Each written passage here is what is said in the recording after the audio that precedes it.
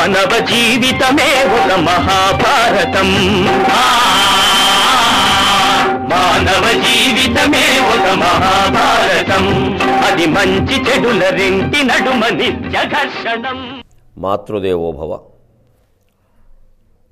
అమ్మ పదంబుజంబులకు నారతులెత్తగా కన్నుదోయి లేలెమ్మని చెప్పు గుండెకు విలీనమగున్ హృదయము దానిలో. గమ్మని పద్యముల్ బలుకగా హృదయం అది లేదు. అమ్మనే నమ్మితి మా అమ్మనే నమ్మితి ఆమె పాదములే నా హృదయాన విపంచినాదముల్. ఆమె పాదములే నా హృదయాన విపంచినాదముల్.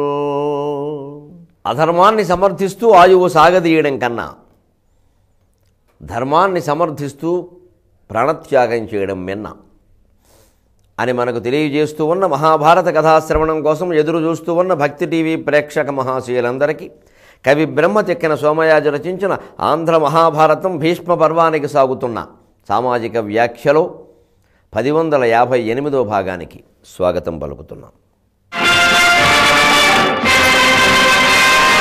మానవ జీవితమే ఒక మహాభారతం. మానవ జీవితమే ఒక మహాభారతం. అది మంచి చెడుల రెంటి నడుమ నిత్య ఘర్షణం. శిఖండి ఇంతగా పేట్రేగిపోతూ ఉంటే అర్జునుడు ఓ మాట అన్నాడు. ఏమయ్యా శిఖండి, ఏమంటున్నావు?